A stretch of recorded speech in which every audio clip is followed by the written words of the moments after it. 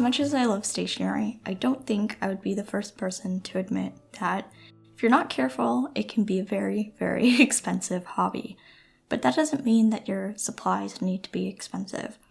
And today I'll be starting a mini series where I share low budget notebook options for bullet journaling, so you guys can hopefully see what's out there or get more information on notebooks that you're thinking of buying. To kick off this series, I'm going to be starting by reviewing the Essentials Dot Grid Matrix notebook by Pauper Press. I found this notebook on Amazon for about $15 Canadian, and it comes with 192 120 GSM pages. The notebook itself is A5 size, which is pretty standard for bullet journals, and it has very minimal logoing on the back, and it just comes with one bookmark, one elastic closure, and one pocket in the back.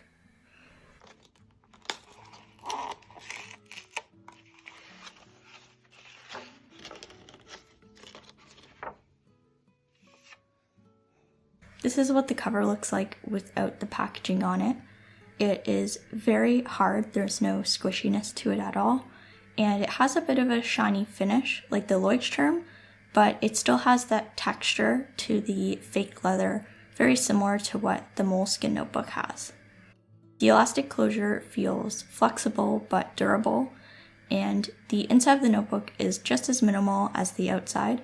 It only comes with a flyleaf on the inside saying who the notebook was designed by, which I think is a nice touch. And then at the very back, there's a section going over the company story and how they got started. The thing I was most interested in with this notebook was how good the paper quality was going to be, considering the really, really low price. One thing I noticed off the bat was the rounded edges were not perfect on both sides. This side looked a little miscut, but it wasn't anything that would bother me using this notebook. When looking at the paper itself, the dot grid measures about 5 millimeters, and the paper color is definitely a true ivory. Here's an example of how it looks compared to my Moleskine on the left and my Stalogy below, but this notebook is definitely not as bright white as the Archer and Olive. When taking a closer look at the dots, they're definitely a little bigger than your typical dot grid, but they're not as big as a Baron Fig Confidant, and they're also a bit lighter than a Moleskine Leuchtturm or Archer and Olive notebook. Another thing I wanted to find out is how well this notebook lay flat, and I decided to go in with my usual method for breaking in my notebook when I first set it up. I learned this from Ryder Carroll, and it's always worked really well for me and just allowed the pages to lie a bit more flat.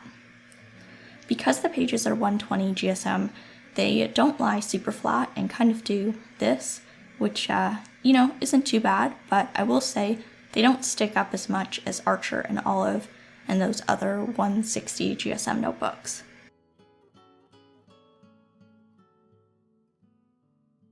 At this point, I thought the paper looked pretty good. I thought the color was a really nice middle ground between cream and white, but what I really wanted to know was how well this paper would hold up with pens, markers, and other writing tools, since it is advertised to be 120 GSM, which is pretty up there in terms of paper thickness, although as many people have said, paper thickness does not always determine how much ghosting or bleed through is going to happen.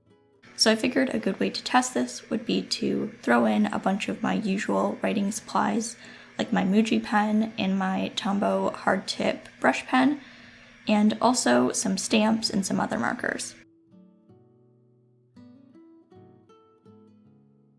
One thing I also wanted to see was how fast my pens would dry down before they didn't smudge anymore. So I tested drying time at 5 seconds, 10 seconds, and 15 seconds. And for each of these, I just ran my finger over the writing after I counted to that number in my head. As you can see, dry time is around 10 seconds, but I think it'd be closer to 15 if you had a thicker pen, like a 0.5 or 0.7. I also wanted to test how white pens looked against this paper. The Uni Posco was a little brighter, but my Jelly Roll actually blended in really, really well. The last test that I wanted to do was to see how the ghosting would appear if I wrote on both sides of the page. Since I usually use both sides of my notebook page, I wanted to kind of see what this would realistically look like.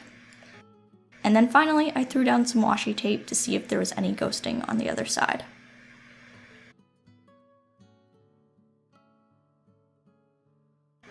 And here's the result of the pen test. Overall, the ghosting is pretty light.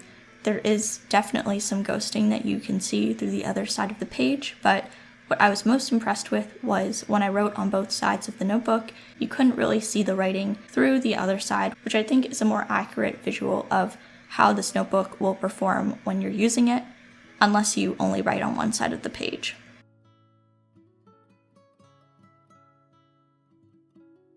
Now that I've done a brief overview of all of the features of this notebook, I thought I would give you my thoughts before closing out this video. I think this notebook for the price is an incredible value.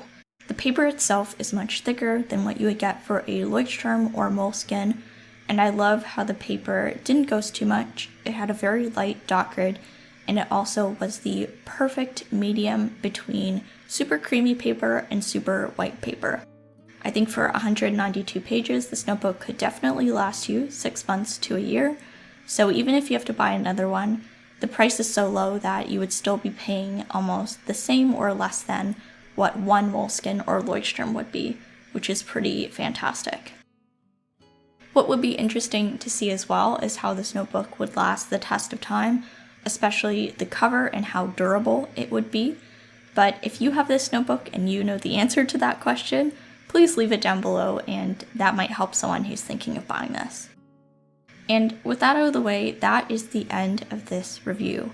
I hope that you guys found this review helpful if you're thinking of buying this notebook, or I hope you just enjoyed the relaxing music and finding out about maybe a new notebook that you previously didn't know existed.